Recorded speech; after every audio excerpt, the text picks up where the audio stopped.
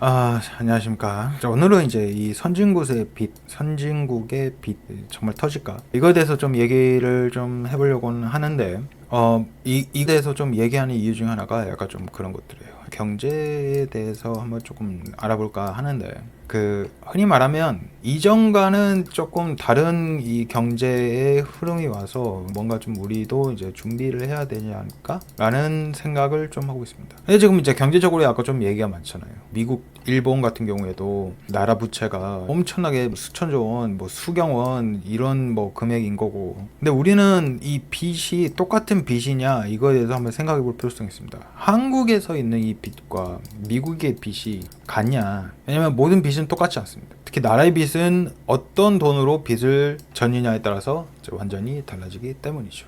먼저 한국으로 예를 들어서 외환위기라는 거를 한번 조금 살펴볼 필요성이 있습니다. 그러니까 한국이라는 것에 대해서 처음에 동남아에서 이제 금융위기가 발생했었을 때 외국인 투자가들이 이제 불안감을 엄청나게 느꼈었는데 제일 먼저 이제 아시아 신흥국에서 이제 돈을 왕창 회수를 했죠. 그러니까 이제 한국이 이제 문제가 터져서 외환 위기, 즉 한국의 외환 보유고가 빠르게 바닥을 쳐서 이제 전체적으로 이제 위기가 터진 이건 건데, 그래서 이제 IMF에 긴급 구제 금융을 요청을 했죠. 한국에서의 이제 문제가 이제 뭐였었냐면은 빚의 총액이 아니고 외화로 된 빚, 즉 당장 갚아야 되는 단기 외화 부채라는 것이 달러가 없었던 거죠. 한국에 국간 안에 달러가 급속하게 딱 빠져나갔더니 그냥 국가가 한순간에 그냥 무너져 버렸다 하더라. 그러니까 이게 있는 거죠. 근데 미국이 현재 지금 이제 이런 달러 이걸 얘기를 한번 조금 해보자면, 한국은 이제 이 외환 위기라는 것 그 자체가 이제 IMF라는 거에서 이제 구제금융을 받는 케이스로 들어가긴 하는데,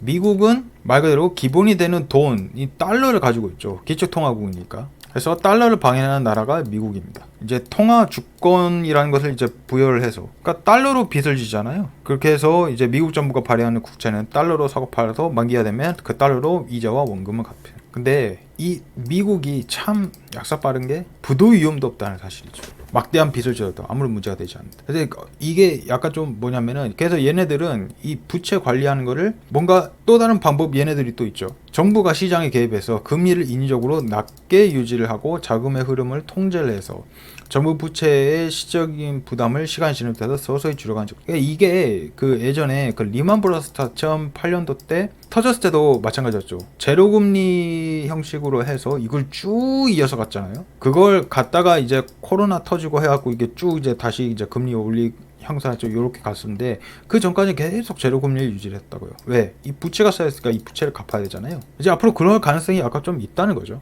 그렇게 조정으로 이제 가는. 그래서 이게 약간 조금 안 좋은 게, 그 친구한테 만약에 100만 원을 빌렸다고 상상을 해보면, 저 1년 뒤에 갚았다고 할게요.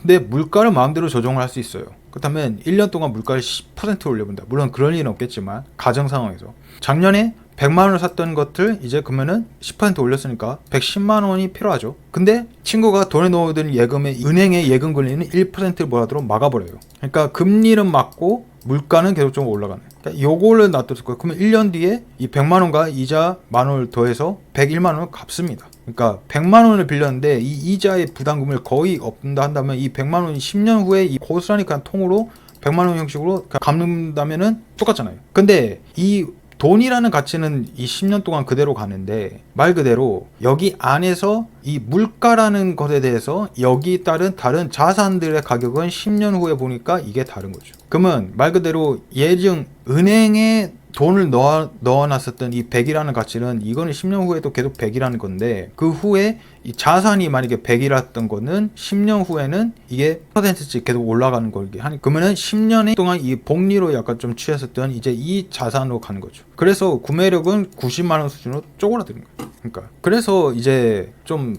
제로금리를 유지했었던 이런 이제 리만 브라더스 사태, 좀 요런 것이 있는 거죠. 그래서 이제 약간 좀 금리 억압 이라는 곡에 나왔는데, 근데 이 케이스가 하나가 있습니다. 제2차 세계대전이 끝난 후에 미국, 영국이 전쟁 비용을 위해서 국내 총생산 대비 100% 넘는 이 빚이 있었다고는 해요.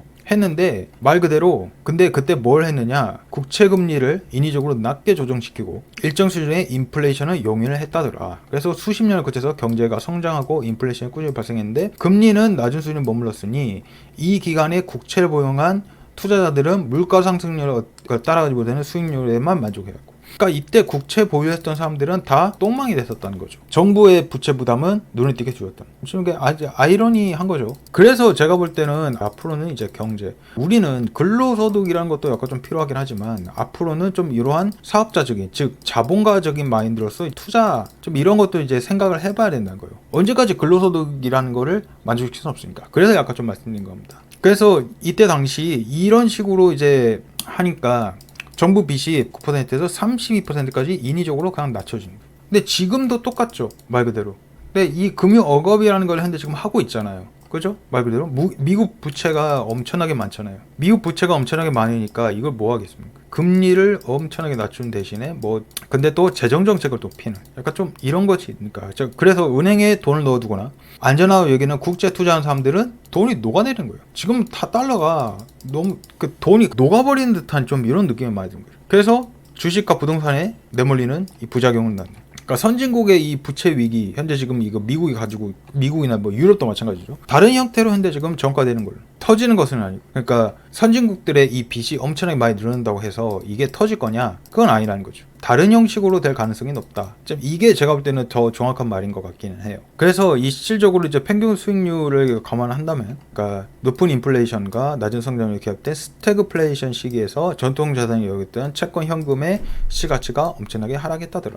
주식까지도 약간 좀 하락했다고 한데, 근데 이제 금과 부동산은 이제 높은 수익률을 약간 좀 기록을 했다더라. 좀 이런 것들이 약간 좀 있습니다. 근데 이거는 이제 옛날에 있었던 이제 요거니까 현재는 다르죠. 현재는 금, 부동산, 주식 만만치 않죠. 뭐 현금성 자산과 국채는 약간 좀 그래도 또이또이 하긴 하지만, 이제 필사주 이제 새로운 친구를 뭔가 만들어야 되는 이제 그런 게 있습니다. 그래서 이번에 좀 나왔었던 게 이제 스테이블 코인 규제와 은행 레버리지 비율의 이제 완화예요. 이제 요 두 가지인데, 스테이블 코인은 코인의 가치 보증을 위해서 100% 안전한 준비금을 이제 보유하도록 이제 의무화를 한다. 이제 요거를 이제 끌어들이는 거예요. 말 그대로 이제 이 가상자산을 이제 끌어들이려고 하는 거죠. 그 다음에 대형 은행들, 이 대형 은행들이 뭐 자기 자본 대비 얼마나 이제 자산 보유하고 있는데 이걸 제한하는 건데, 위험 자산, 이제 안전 자산이 미국 국채까지도 이제 이 자산에 뭔가 이제 포함시키는 거. 한마디로 이제 뭐 그 무분별한 투자를 막기 위한 뭔가 그 이슈라고, 그 규제라고 해요. 근데 이거 두 가지를 이제 뭔가 해서 그 미국의 빚을 더 많이 사줘가지고 뭔가 하는, 이제 이 사람들을 약간 좀 이제 더 많이 빚을 지겠다는 얘기가 똑같잖아요, 지금 현재도.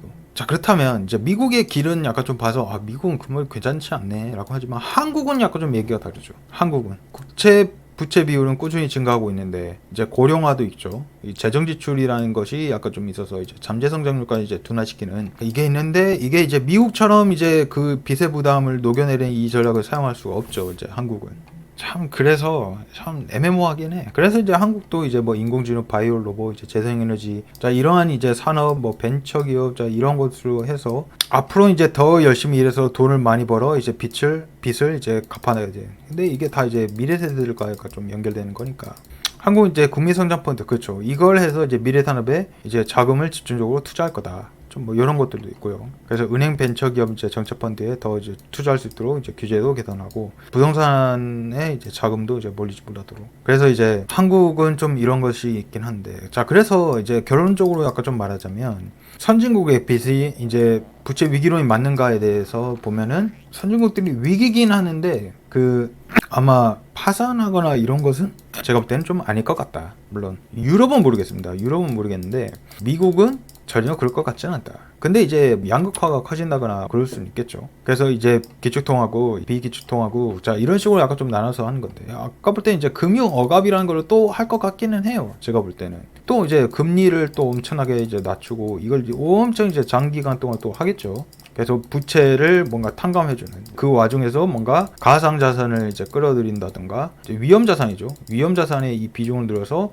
누군가가 이제 이 빚을 누군가가 대신 이제 탕감해주는, 좀 이런 것을 이제 새로운 걸로 좀 생각을 해보는, 뭔가 이걸 생각하기는 하는데 이제 한국도 이제 그에 걸맞춰서 이제 좀 준비를 해야겠죠. 그래서 약간 좀 이 비기축통화가 이제 한국